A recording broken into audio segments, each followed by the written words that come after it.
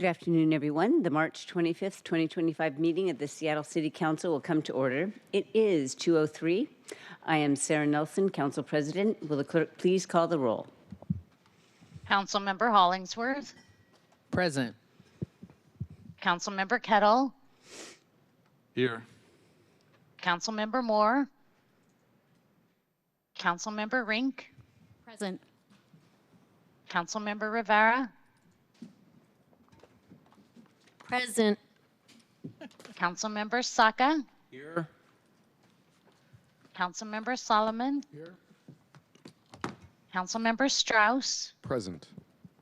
Councilmember Moore. Present. Council President Nelson. Present. 9 present. Thank you. There are no presentations today, so colleagues, at this time we'll open the hybrid public comment period. Public comment is limited to items on today's agenda, the introduction and referral calendar, and the council work program. Clerk, how many speakers are signed up today, please? We have 1 in person and 3 remote. All right, let's go for the, let's begin with the 1 person, 2 minutes for everybody. Speakers will be called in the order in which they're registered. Speakers will hear a chime when 10 seconds are left of their time. Speakers' mics will be muted if they do not end their comments within the allotted time to allow us to call on the next speaker. Our first speaker is Malik.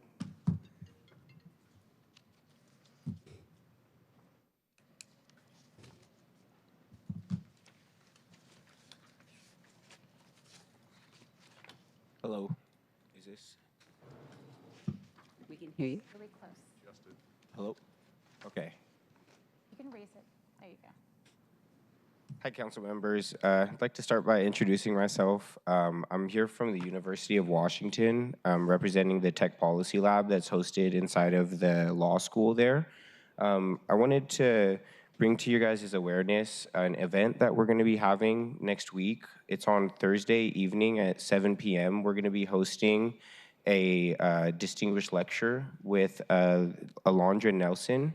I did send an email to you guys that I haven't received any information back on. I know that you guys are busy, so no problem on that. But I wanted to be able to come here and directly implore you guys to be in attendance and to encourage others to be in attendance for this as well.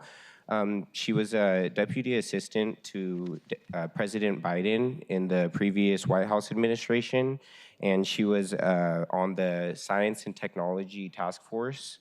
And so I really think that, especially right now, it's important that we have representation from our city, and in these sort of events and lectures, it's going to be extremely informational for anybody that's in attendance, and especially for Councilmember Maritza. I know that you are representative of our district, as I understand it, so you specifically would be great to have.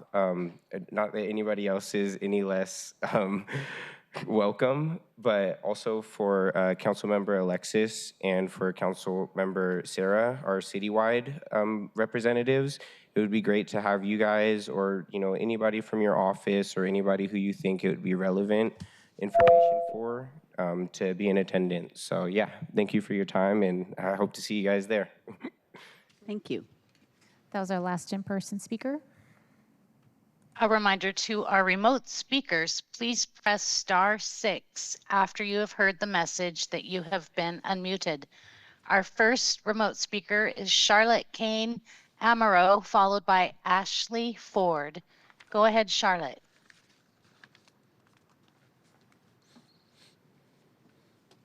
Thank you, Madam President, members of the council. My name is Charlotte Kane Amaro, speaking in my capacity as a member of the Executive Board of the 43rd District Democrats.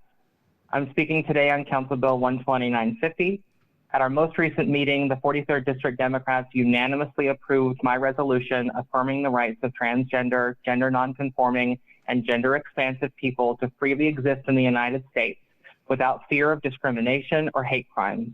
It is imperative that Seattle does all we can to protect queer and trans people from the illegal and unconstitutional discrimination that we face from the federal government. Trans children are being forcibly taken off their puberty suppressants and forced to undergo the torture of a puberty incongruent with the identity they proclaim. Trans people who apply for passports are having new passports issued with incorrect gender markers, and that's if they even get a passport reissued to them. Some state legislatures have introduced bills that would target trans people with identity fraud if they present themselves as a gender other than that which they were assigned at birth. The federal government is engaged in systemic erasure of transgender people. We must be a loud voice to remind the other Washington, a world without trans people has never existed. We will always exist no matter what. We have to stand up and say with conviction, trans people, queer people, refugees and immigrants, you are welcome in Seattle. This is a place where you can be loved, respected, and unafraid. We will help you. We will protect you because this is your home. We must say it, and we must mean it, and we must act accordingly. This bill is an excellent first step. I urge your passage of the bill, and I want to thank Select Committee Chair Alexis Rink for leading this fight. Pass the bill. Keep us safe. Thank you. Thank you. Our next remote speaker is Ashley Ford, and Ashley will be followed by David Haynes. Go ahead, Ashley.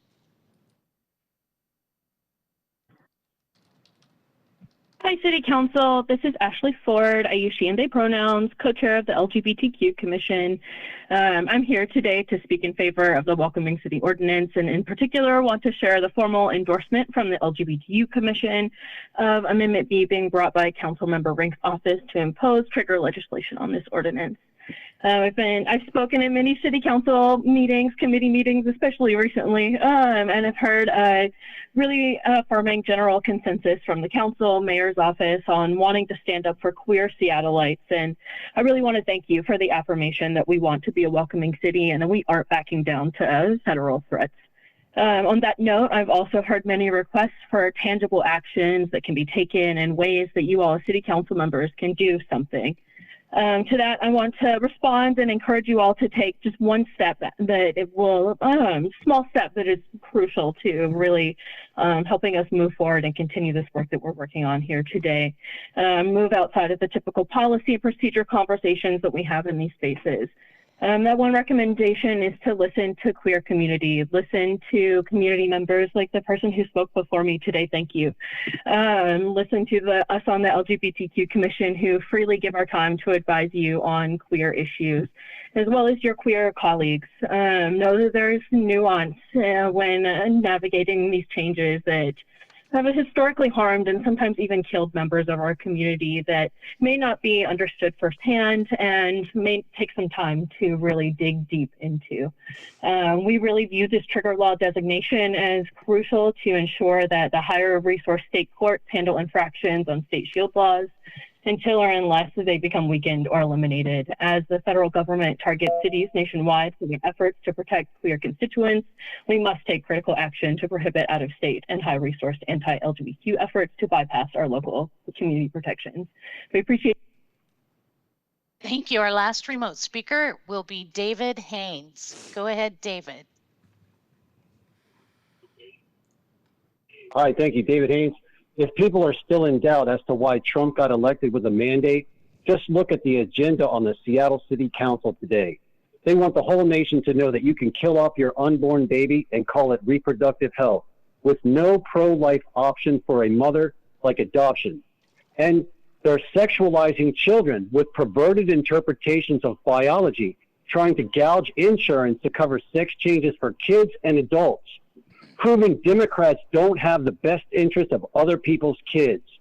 Couple that with Seattle's race and social justice lens that promotes racist woke affirmative action infractions and priorities for repeat offenders, and a race war against innocent white House citizens, and it becomes clear that Seattle is the epitome of what is wrong with America, where leaders are proactive in going further into the proverbial progressive bottom of the barrel policies, proving that it's another election year to button push voting blocks and donors, while society continues to implode with the wrong laws, wrong leaders with the wrong training, the wrong agenda, and the wrong priorities. That said, how many cops deployed for a peaceful protest or presidential visit, and how much overtime is paid to them for that? Now, compare that to how many cops and overtime is paid to work together to combat a specific crime hotspot, where instead a handful of cops tasked with just going through the whole area and dispersing people and then catching up with people who are so screwed up that they're deemed unsuitable to go to jail.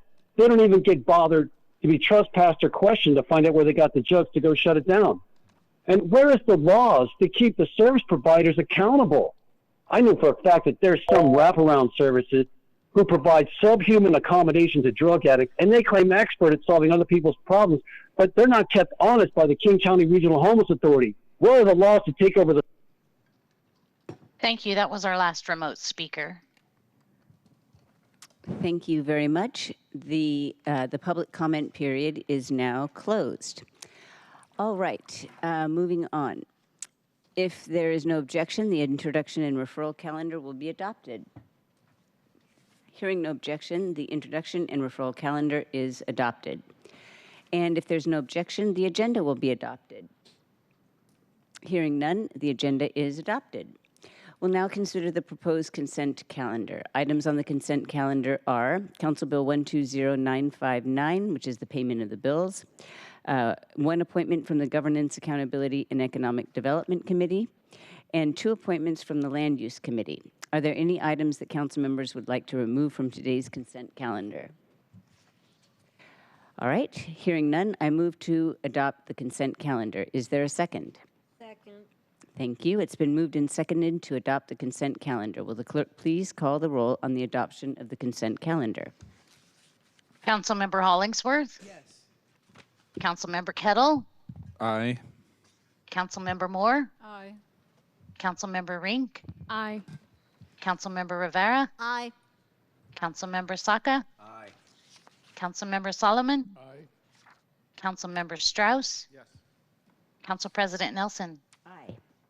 9 in favor, none opposed.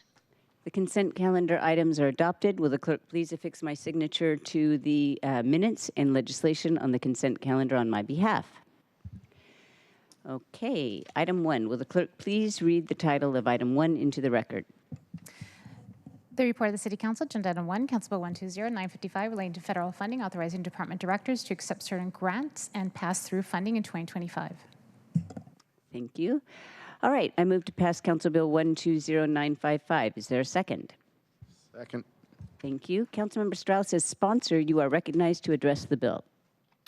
Thank you, Council President. This is a bill regarding grant acceptance for this year.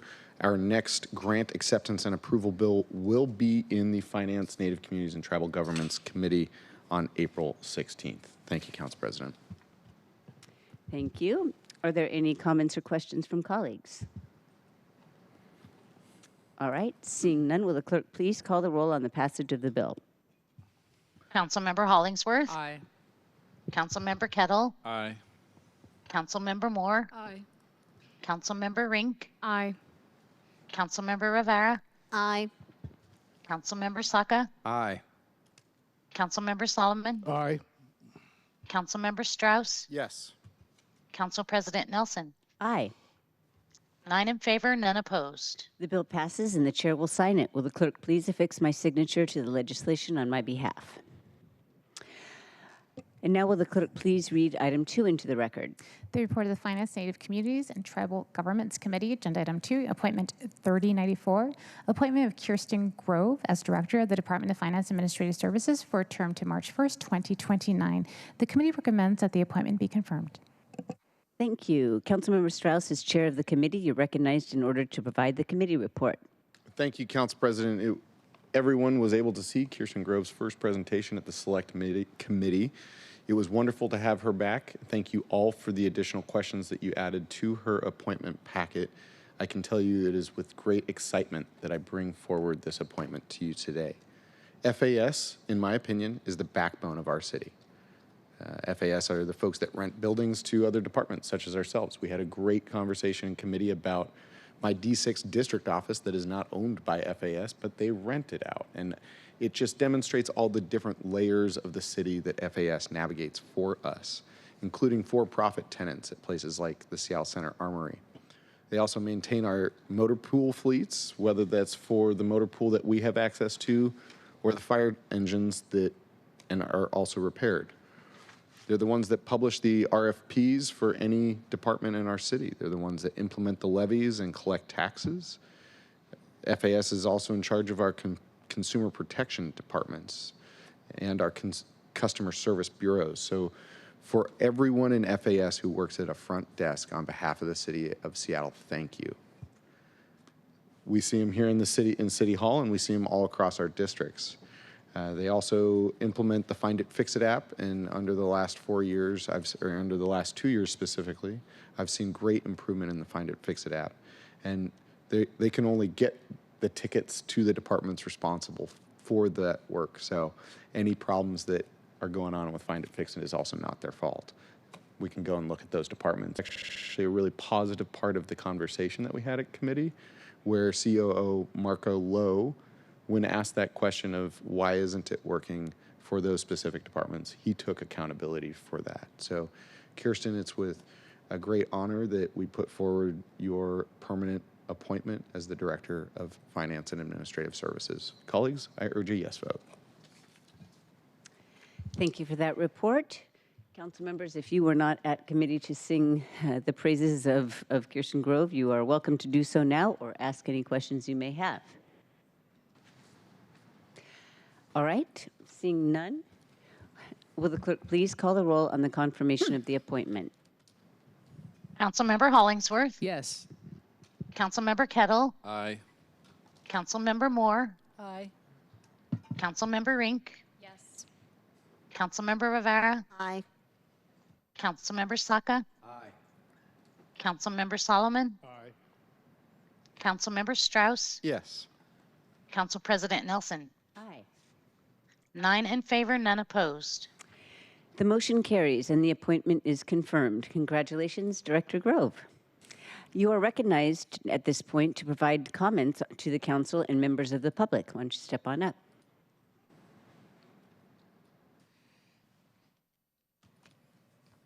Thank you very much. I appreciate you having me today. Thank you for all the time you've invested in the thoughtful questions from last week. Thank you, Chair Strauss, for your support during this process, and to Jesse Franz on your team for his assistance along the way. I'd like to thank Mayor Harrell for his support and for his ongoing commitment to the work of FAS, and particularly to ensuring our women and minority-owned businesses have opportunities to work with the city.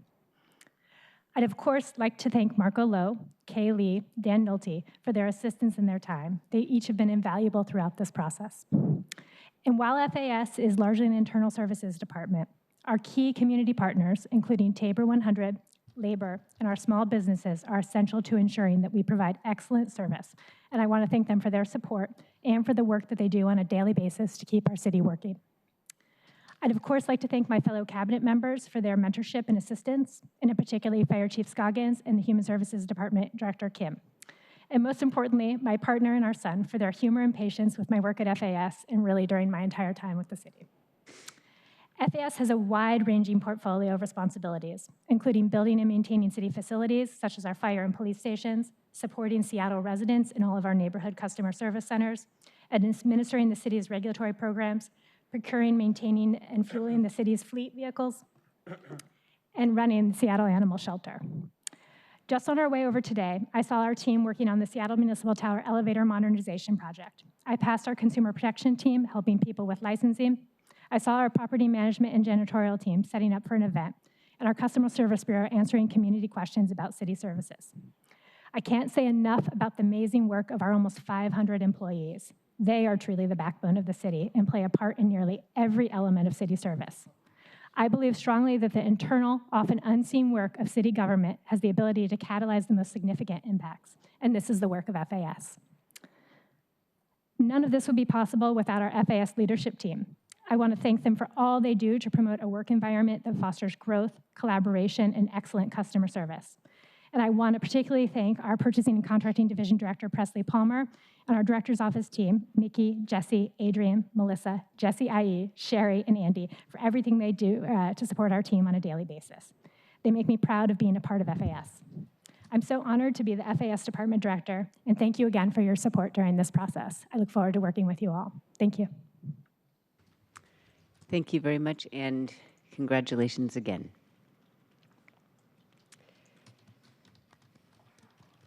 All right, Will the clerk please read the title of item 3 into the record?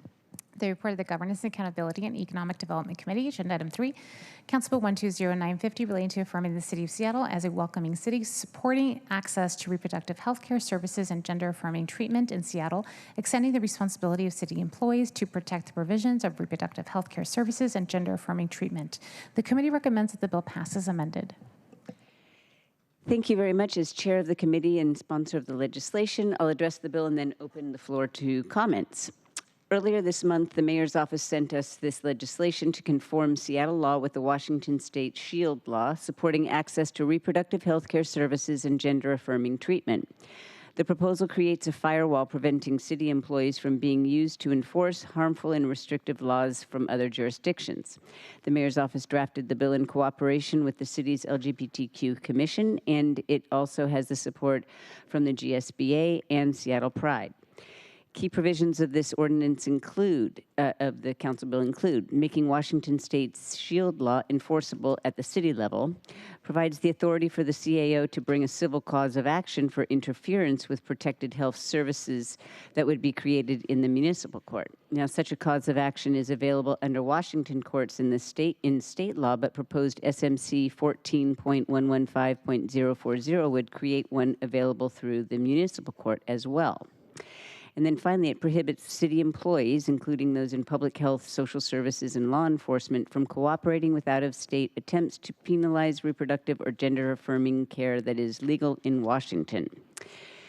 This passed out of committee the week before last, on a vote of 4-0. Are there any questions or comments? Councilmember Moore. I believe this is when I'm supposed to be doing this, Council President. So at this time, I move to amend Council Bill 120950 as presented on Amendment A on today's agenda. Second. It's been moved and seconded to amend Council Bill 120950 as presented on Amendment A. Councilmember Moore, as sponsor, you're recognized to address it, and I would like to also note that you requested to be a co-sponsor of this legislation during committee last time, so you are a co-sponsor. Go ahead, please. Thank you. If I may turn it over to Tommaso to give a presentation as to what the amendment does. Is that okay? If there's no objection, Central staff will present the amendment. Hearing none, you're welcome to proceed. Good afternoon. Council Central staff. Amendment A, brought by Councilmember Moore, would do two things. It would define the term assistance, which is a term used in this ordinance and also used under Washington state law, but is currently undefined. It would also explicitly add agents of city agencies, commissions, boards, or departments to the prohibition on cooperation with or provision of information related to protected healthcare services. By way of background, both of these changes are being proposed by a bill currently moving through the Washington State Legislature that has passed the State Senate, but is currently in the State House, and that state bill is being supported by the State Attorney General's office. Thank you for that. Thank you. Thank you, Tommaso, for your assistance with this and setting forth what the amendment does. The reason that I wanted to bring it to this bill and incorporate it is in the off or slim chance that legislation does not pass the state legislature or be signed, that we would make sure that we do have more expansive protection in our Seattle codification of the state shield law. And so that's why I'm bringing this here as just sort of basic, a backstop and additional protection. And I would ask for my colleagues' support. All right. Are there any comments on Amendment A? All right, I'm not seeing any. Will the clerk please call the roll on the adoption of Amendment A? Councilmember Hollingsworth? Yes. Councilmember Kettle? Aye. Councilmember Moore? Aye. Councilmember Rink? Yes. Councilmember Rivera? Aye. Councilmember Saka? Aye. Councilmember Solomon? Aye. Councilmember Strauss? Yes. Council President Nelson. Aye. 9 in favor, none opposed. The motion carries and Amendment A is adopted. Are there further comments on the bill as amended? Council President, I move to amend Council Bill 120950 as presented on Amendment B. Second. It's been moved and seconded to amend the bill as presented on Amendment B. Councilmember Rink, you're recognized in order to address it. Thank you, Council President. I'll save my remarks for after a presentation from Tomaso explaining the text of the bill. Amendment B would add a trigger provision creating legal effect for the protections in the SHIELD ordinance only if state SHIELD law is repealed. It would do so by modifying Section 2 of the ordinance, which is the effective date provision, which normally would take effect 30 days after passage. Thank you. Thank you for that, Tomaso. Colleagues, while I absolutely support Mayor's intentions in drafting this ordinance and Council President and the co-sponsors' intentions for sponsoring this here at Council, we share the concerns of many of the stakeholders we've listened to, including Seattle's LGBTQ Commission, who have shared their endorsement of this amendment with all council members. And in my research and conversations with organizations on the front lines of LGBTQ and reproductive rights fights locally and nationally, as well as consultation with the law department and city attorney's office, I've come to understand that this sends an important message, but does little above the existing state SHIELD law and what it already does for our community. And this will add risk and uncertainty at a time when that is what we need a lot less of. We certainly don't need more uncertainty. The mayor's proposed ordinance sends an important message, but unfortunately does not add any new substantive protections to our neighbors. As for city employees, this ordinance would allow for the city attorney's office to proactively seek out and litigate potential violations on behalf of certain city employees, which the state attorney general can do currently. But my concern is that adding this law to city code would also expose the city to increased legal and financial risk. An unintended consequence of adding the state law to city ordinance is that if another state or federal government wants to pick a legal fight over SHIELD laws, they'd have the opportunity to pick a fight with our city lawyers instead of the state's largest law firm, which is the Attorney General's office. So in summary, I share and wholly support the intentions behind this ordinance, but have serious concerns about the impacts and unintended consequences. So I'm proposing this amendment to Council Bill 120950 that will, in my estimation, do two things.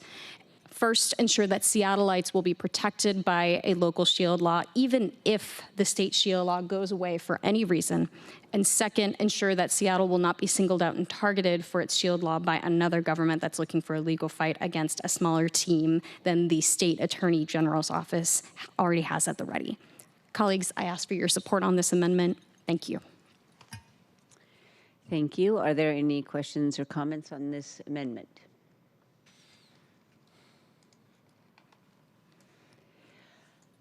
All right. I would, as the sponsor of the legislation, I would say that it's my understanding that the amendment would effectively nullify or put on hold the additional protections of Council Bill 120950, by making this ordinance only effective if the state SHIELD law is repealed. And so I am going to vote against this.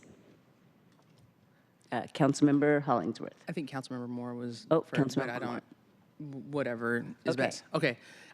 Well, first off, want to thank the mayor's office for bringing this down, Council President for co-sponsoring it, all the people that brought amendments. I know Councilmember Solomon has one. Thank you, Councilmember Rink, for all your hard work on amendments. And I know Councilmember Moore brought hers as well. From my understanding, and I just, for the record, the city SHIELD's law has additional and expanded actions compared to the state's legislation law. So the city law would make it applicable to our local municipal court judges and employees, whereas the state would only allow to state courts. So this allows individuals to have the city attorney bring legal action. The bill does not take away the state's AG's ability to enforce, but it gives people the option to seek enforcement action at the city or state level. That's my understanding, and I had asked law to help us read through that because sometimes it can be confusing reading all bills and just trying to understand that. I already know that we are a target already as a sanctuary city as well, and it's not new for our city to regularly codify state law so that we can locally enforce provisions instead of depending on the attorney AG's office. So a prime example is our Office of Civil Rights enforces housing and employment discrimination, which is also illegal at the state level. So anyways, that's how I understand this. I really appreciate I really appreciate Councilmember Rinks bringing this. Today I can't support your amendment, but I really appreciate all the hard work that you put into this. Thank you. Councilmember Moore. Thank you, Council President. And also, I did want to say thank you to Councilmember Rink for reaching out to other stakeholders and asking them their thoughts about this after this bill did come down. I know when we were at committee, I also asked about why we were not doing a trigger, making this a trigger law instead, and was convinced both at committee and then in a separate meeting with City Council and Mayor's office that would actually be more protective if we codified the state law in the SMC. And for many of the points that Councilmember Hollingsworth has just made. And I appreciate that there are concerns about us being potentially targeted for litigation. I want to point out, though, that even if we were not, even if we had this trigger bill and a city employee refused to comply on the basis of state law, we could still be sued under that scenario. And I also think that if we were to codify this and suddenly now be targeted, we have a number of options. We can, the city attorney's office can contract out with private counsel, which they frequently do. We could also ask the AG to intervene, or we can enjoin the AG. And I have no doubt the Attorney General's office would want to be actively engaged in any litigation because a lawsuit brought to challenge the Seattle law would actually be challenging the underlying state bill. So I understand the concerns, but I don't think that they are hypothetical, and I think there are enough alternatives that I think realistically we would be well represented if there were any legal action taken against the city. I do think that it's important for us to basically make it clear, to send a loud and clear statement that we do support the state law and that we support its implementation and expansion here in the city of Seattle.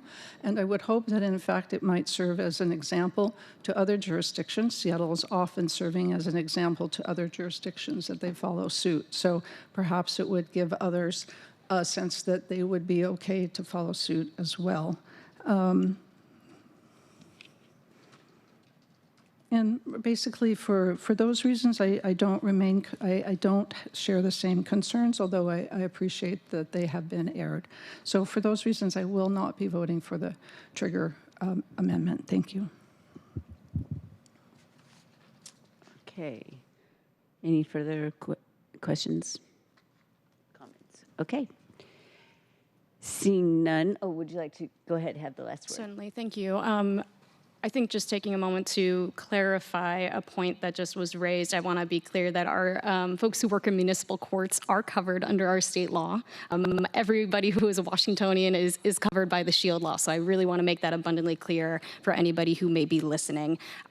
This theoretically could only be more protected if the city attorney proactively sought out or brought in defense of a municipal court employee. So I just wanted to take a moment to clarify that matter. If you are within this, if you are a Washington resident, you are protected by the state SHIELD law. Thank you. All right, I'm not seeing any other hands up, so will the clerk please call the... Okay.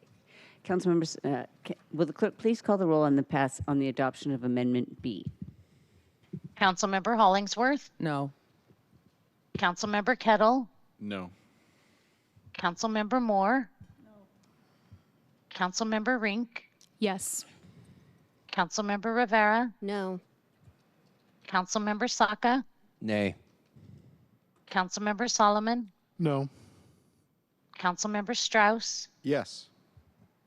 Council President Nelson. No. 2 in favor, 7 opposed.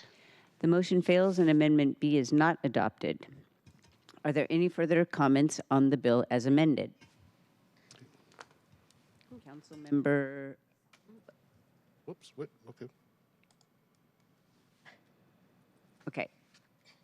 Councilmember Solomon. Thank you, Council President. I would like to move Amendment C. Second. Okay, great. It's been moved and seconded to amend the bill as presented on Amendment C. Councilmember Solomon, you're recognized in order to address it. Thank you, Madam President. And I hope you will consider this a friendly amendment. Amendment C is an expression of our intent to stay current with potential changes to the state shield law, ensuring that this body can respond to those changes in a timely manner to best protect our constituents. And to that end, it calls on the Office of Intergovernmental Relations to do what they do best, which is keeping this council appraised of changes to those laws which matter most to the people who live and work in Seattle. I want to thank OIR for their tireless efforts, and thank you, colleagues. And I humbly ask you to support Amendment C. Thank you for that. Do you have anything to add, Tommaso? No, nothing to add. All right. Are there any comments or questions on Amendment C? All right, and yes, I do consider this a friendly amendment. Yes. All right, seeing no other questions or comments, will the clerk please call the roll on the adoption of Amendment C? Councilmember Hollingsworth. Yes. Councilmember Kettle. Aye. Councilmember Moore. Aye. Councilmember Rink. Yes. Councilmember Rivera. Aye. Councilmember Saka. Aye. Councilmember Solomon. Aye. Councilmember Strauss. Yes. Council President Nelson. Aye. 9 in favor, none opposed. Thank you very much. The motion carries and Amendment C is adopted. All right, are there any further comments on the bill as amended?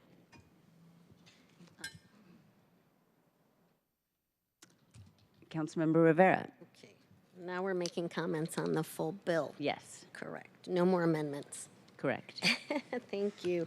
Colleagues, I want to thank Council Member Nelson and the Mayor's Office for bringing this legislation forward, and one that Council Member Moore and I wanted to co-sponsor because we believe so strongly in this ordinance. Having this law on our books very clearly states our commitment to support access to reproductive health care and gender-affirming treatment in Seattle, and to extend and in essence shielding our employees from supporting the provisions within. During these times, it's important to stand up and support our community, and this is the right thing to do. And I appreciate my colleagues for the amendments that you all brought. You know, and I always say we're going to agree to disagree on some things, but I know on this bill we all agree on the need to bring it at this time and for the reasons we want to be supportive. And I also want to give a special thank you to the LGBTQ Commission for their work on this bill and for standing up and for requesting that the mayor and that council bring this forward. I really appreciate your work and your partnership, and I am very supportive of this ordinance. Thank you. Thank you for those comments. Okay, looking around for any further comments before. All right. I'll just close this out and say that this legislation sends a very clear message that Seattle is and will remain a safe harbor for communities under relentless attacks from the Trump administration and its allies. Seattle has long been a welcoming city, offering services and support to anyone in need, and this proposal will defend vulnerable people from anti-choice and anti-transgender policies that do not reflect our values and needs as a community. Councilmember Strauss. Thank you. Sorry, Council President, if I missed my opportunity to speak. I just wanted to take the moment to thank Mayor Harrell for transmitting this legislation because it does add important protections to our city and our residents. Thank you, Council President. And I wanted to also thank the LGBTQ Commission for bringing, for working so, for working so closely with the city to bring this before us. And this really does show that this has been it's been a group effort, and I hope that people are hearing us when we say that that we are committed to our values as a welcoming city. So, will the clerk please call the roll on the passage of the bill as amended? Councilmember Hollingsworth. Just correct for the record, as amended. I did say that. Yep. Okay. Yep. Yeah. Yes. Sorry. Councilmember Kettle. Aye. Councilmember Moore. Aye. Councilmember Rink. Aye. Councilmember Rivera. Aye. Councilmember Saka. Aye. Councilmember Solomon. Aye. Councilmember Strauss. Yes. Council President Nelson. Aye. 9 in favor, none opposed. The bill passes as amended, and the chair will sign it. Will the clerk please affix my signature to the legislation on my behalf? Thank you very much, everyone, for that. So there were no items removed from the consent calendar, and there is not a resolution for introduction and adoption today. Is there any further business to come before council? Councilmember, is that an old hand, Councilmember Strauss? Yes, it is. All right, Councilmember Solomon. Yes, thank you, Madam President. I request to be excused on April 8th. I'll be going to Puerto Rico to attend my daughter's wedding. Wow. Congratulations to your family. If there's no objection, Councilmember Solomon is excused. Thank you. All right. Councilmember Rink. Thank you, Council President. I wanted to circle back to the letter of support for LGBTQ students that we discussed yesterday and bring it back for signatures today. As stated yesterday, right now we know that the LGBTQ community, as we've just voted to affirm support of, they're facing direct assaults at a variety of levels. The letter of support before you in support of House Bill 1296 and Senate Bill 5181, which is currently being considered by the state legislature to support LGBTQ students in our public schools, is incredibly important. The bills would ensure safety, privacy, and legal rights within existing law and allow them to access accurate information and support by trusted adults while allowing parents to stay involved with their education. This legislation requires collaboration between the Office of the Superintendent of Public Instruction and the Washington State School Directors Association to develop a model transgender student policy and procedures that, at minimum, include incorporating OSPI guidelines to eliminate discrimination in public schools on the basis of gender identity and expression, addressing the unique challenges and needs faced by transgender students in public schools, describing the application of the model policy and procedure prohibiting harassment, intimidation, and bullying to transgender students. The legislation has been widely supported by every member of Seattle's legislative delegation in Olympia. House Bill 1296 was supported by every Democrat in the state House. Senate Bill 5181 was supported by every Democrat in the state Senate. As representatives of Washington's largest city, we must ensure that our youth understand that we have their backs. I know when I came out, when I was 12, I was able to go at my own pace and I had the support of my school, and I want that for every Seattle kiddo as well. Additionally, I want to make it clear, just based on the discussion yesterday, I want to make it clear that my staff followed the appropriate process for letter review and approval for both council briefing yesterday and today's council meeting. We worked with the staff in the council president's office last week to ensure it was on the agenda for yesterday's briefing. We emailed all of the staff of our members to solicit feedback from each office on the language with a deadline that was included for suggested edits. The letter was also flagged in the weekly legislative assistant meeting last Thursday, and my staff had direct discussions with staff from Council President Nelson, Councilmember Rivera, Councilmember Solomon, and Councilmember Moore's offices last week ahead of council briefing. And my staff, again, had conversations with each office to ensure everyone, once again, had a chance to suggest any language changes. And I've spoken directly with some members today to ensure that there's no potential confusion. And I explain all of this to say, last week as a council body, we sat on the dais and heard from members that they had time to quickly read up on 9 different amendments that dropped the day before to vote on one of the most controversial legislative items this year. But when it comes to simply voicing support, encouraging our state delegation to stand up for queer and trans youth, and when we went through the official process and allowed for ample time for engagement, I'm hearing members ask for more time. Again, this letter does not bind us as a city. We are voicing our support to the state delegation for 2 bills to protect kids that are facing increasing and constant attacks. So there was time to decide on where you'll stand with this simple show of support for queer and trans kids. And I think it's worth our signatures. I know I'll be voting to sign. And with that, I will turn it over to the council president. Thank you. Thank you very much for those remarks. Are there any questions, comments from council members?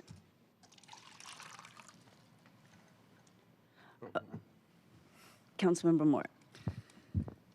Thank you, Council President. Thank you, Councilmember Rink, for bringing this this letter about these bills. My office did have a chance to work with your staff and read the letter Friday, I think it was. So we were on track, so thank you for that. And did have an opportunity to read through the bills. And I just want to be very clear for the record. It's a complicated bill in that it's 3 sections. It's the first part. Sorry, let me pull it up here. Part 1, protection of students' safety, education, access, and privacy, does create new language that requires the schools to eliminate discrimination in public schools on the basis of gender expression and gender identity, to address the unique challenges and needs faced by transgender students and gender expansive students in public schools, and goes on to elaborate that. And I am 100% supportive of that. I think it's incredibly important. The second part of the bill relates to the statement of students' rights.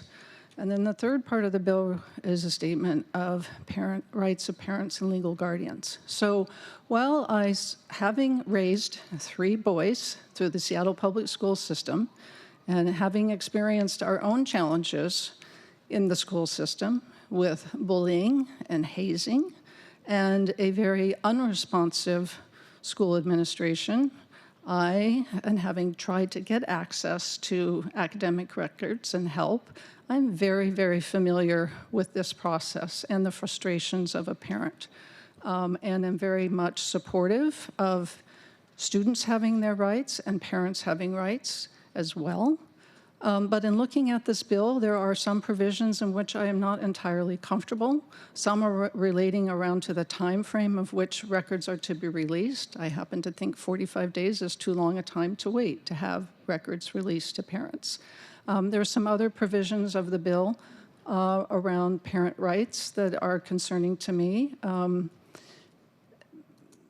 In terms of other academic avenues that a parent would apparently have a right to. So because this is a state legislation, it is currently, the bill is different now than it was when it originally introduced. It's still iterative, and we don't have any control over what the final version looks like.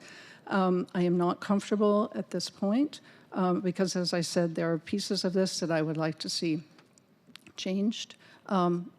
The broad strokes and certainly the message that we are not going to tolerate discrimination in our public schools against transgender students, gender expansive students, gender identity, and that we need to protect that, I am 100% supportive of, and certainly would be willing to sign off on something to that effect. But this, because of the sort of postural position of this bill, I am not comfortable at this time. So thank you for bringing it forward, but I will be abstaining in my vote today. Thank you. Councilmember Kettle. Thank you, Council President. Following the SHIELD law, I do believe it's important for us to, make the point that we should be supportive of our LGBTQ plus community members generally, but also looking out for different, elements of that to include the protection of, students and parents and families. And I'll say families twice because I think ultimately that's very important to support that process. I also, in terms of the bills, I understand that they're working House, Senate, and there'll be changes, no doubt, and considerations before the final. But I think it's, support the consideration of these two bills in the state legislature and as they move forward. As I read the letter, I also wanted to note over the last year plus, I've gotten to know Dr. Jones, and I have great respect for Dr. Jones. I know he recently made his announcement in terms of his leaving his post after basically 4 years. And I just want to thank him for his service. Obviously, there's different challenges in the Seattle public school system, include the fiscal crisis. There's a lot of pieces that go to that. It's extremely complicated. But I just wanted to take the opportunity to recognize Dr. Jones' service to the community. The next point I just wanted to note is I recognize what is happening in the other Washington, D.C., and it's tragic in many ways what's happening with our new administration. And this happens on so many fronts, to include, as noted in the letter, military personnel. And I've had direct contact from individuals who are looking to find support for trans Navy JAG officers who have been representing our country with honor, but they're now going to be exiting military service because of the change in the administration. And that's sad. One note, though, on a kind of a recommendation related to that paragraph, I also don't believe that we should just say Trump's various federal executive orders.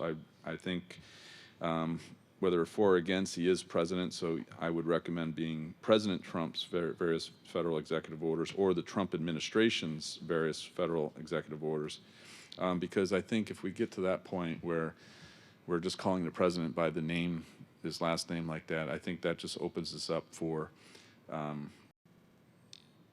it's as the former First Lady said, go high. And so with that, I just wanted to make those comments. And the last piece I wanted to note is in the House bill, I really believe that our nation is in dire need of civics education.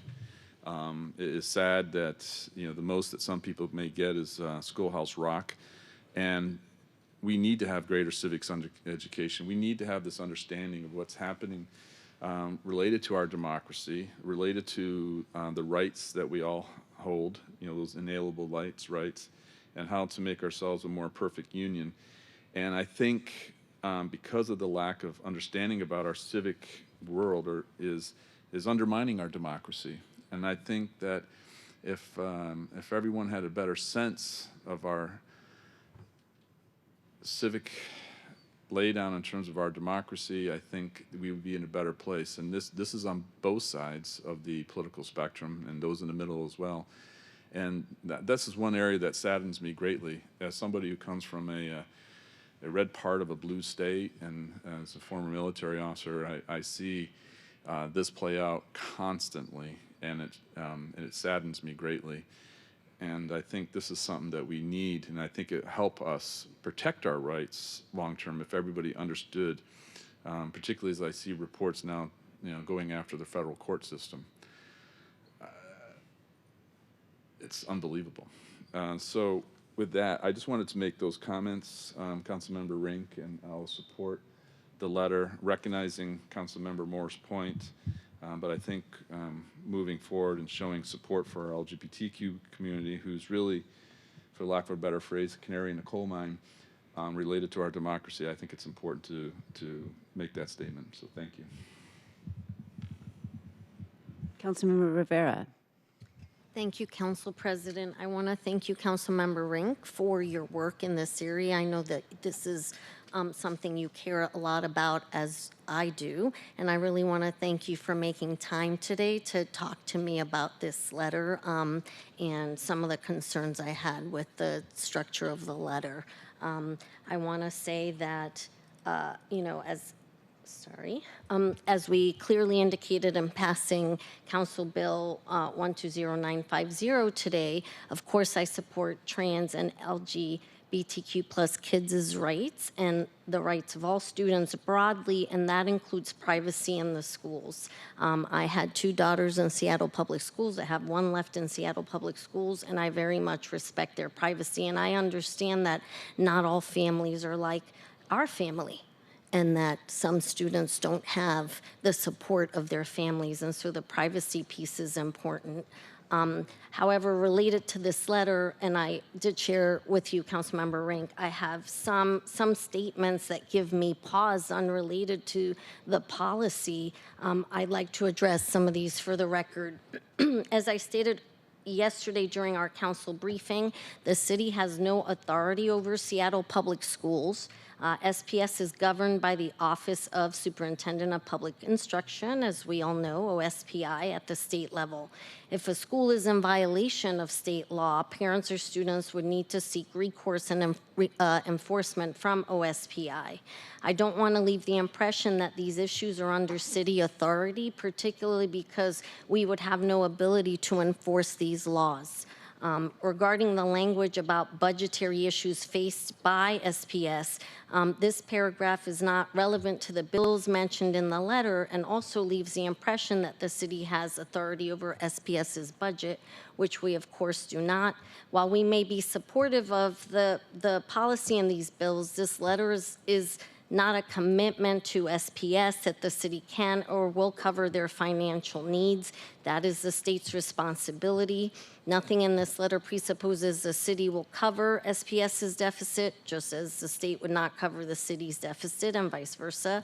I am pleased that Governor Ferguson has made a commitment to prioritize education, as is the state's responsibility. Given the structure of this letter and based on these concerns, I will not be signing my name onto this letter, although as council member, I agree with Council Member Moore at a later point in time, if there is a letter that is supportive of the underlying rights of students that does not include somehow our oversight of SPS, or that would be that would better clarify, then I would be open to reconsidering that. Thank you.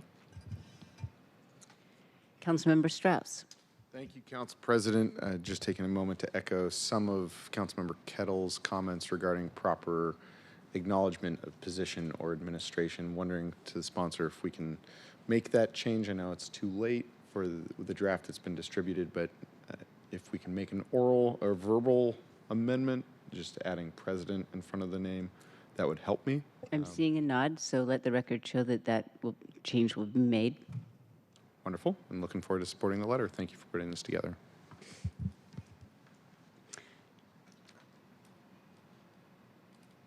I'll let you have the last word. I just wanted to vouch for the fact that, yes, you did follow the proper procedure. So, and I know because Jeremy makes people do that. And so I just wanted to validate that and recognize that last week was a busy week because of the legislation that we voted out on Tuesday, which was time consuming for everybody to get their minds around. And then probably emails fell off the inbox, and perhaps staff did not have a chance to inform council members. Just wanted to recognize that last week was pretty busy. So with that, go ahead and you're welcome to provide the last word. Wonderful. Thank you, Council President. And thank you, colleagues, for your comments. And I'll just reiterate here, we are not crafting legislation or fixing the public school system here. We need a lot more time for that. The question before us is simply, is this small show of support for our colleagues in Olympia standing up for queer and trans kids worth your signature? Yes or no? Thank you. All right, with that, let's have a, will the clerk please? Actually, Council President, sorry, I'm take issue with that statement. This isn't a do you support trans kids or not, or students in general or not. We've stated our rationale behind, what we would like to see in the letter, and I do not accept that that is the vote that I am taking today. Councilmember Moore. Yeah, I'd like to echo those comments. I think I made it very clear that I absolutely support the right of transgender, gender fluid, gender expressiveness, gender identity, willing to sign a letter. This bill is 3 parts. It relates to protecting against discrimination for those bases, Student Bill of Rights, and Parent Bill of Rights. It is a complicated bill. A vote, my abstention has nothing to do with my support, and I want that to be very clear. Thank you.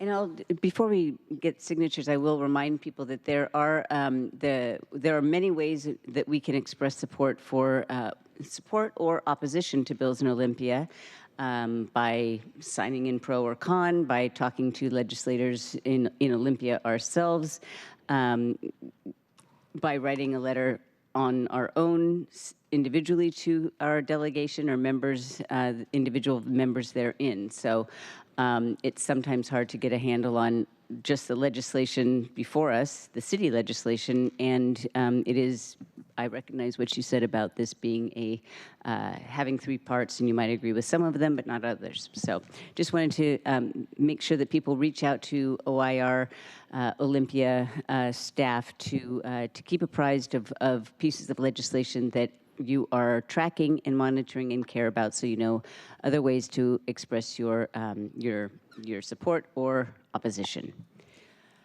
With that, go ahead. I just have a point of clarification for Councilmember Strauss. Was the request to add additional language to the letter? Thank you, Clerk. Yes, just to add the word president before the president's last name. Thank you. Thank you. Okay. Will the clerk please call the roll on, as long as there's nothing else? Okay. Seeing no further discussion on the letter, will the clerk please call the roll to determine which council members would like their signature affixed to the letter in support of House Bill 1296 and Senate Bill 5181? Councilmember Hollingsworth? Yes. Councilmember Kettle? Aye. Councilmember Moore? Abstain. Councilmember Rink? Yes. Councilmember Rivera? Abstain. Councilmember Saka? Aye. Councilmember Solomon? Aye. Councilmember Strauss? Yes. Council President Nelson? Aye. 7 signatures will be affixed to the letter. Thank you very much. All right. Let's see. Other business. I believe there is an item 2 here. Go ahead, Councilmember Moore. I think that you had. Do you want me to? Sorry, I don't have anything. There was a request for an absence for April 1st. I already asked for that last time. Do I need to ask again? Has it been made already? Yeah, it Let was. me. Okay. I made a joke about it being on On April Fool's Day. Thank you. Council President? Hold on a second. So there is no objection. There was no objection. So Councilmember Moore is excused from the April 1st City Council meeting. Is there any further business? Council President. Councilmember Strauss. Thank you. I am just confirming because right after Council Moore made that request, I made the same request, so I'm just double checking that my request is already on the books. Confirmed. Thank you. All right. Okay, going once, twice, third time for additional business. Seeing none, we've reached the end of today's agenda, and our next regularly scheduled City Council meeting is on April 1st, no joke, at 2 p.m. Hearing no further business, we are adjourned, and it is 3:06 p.m. Thanks, everybody.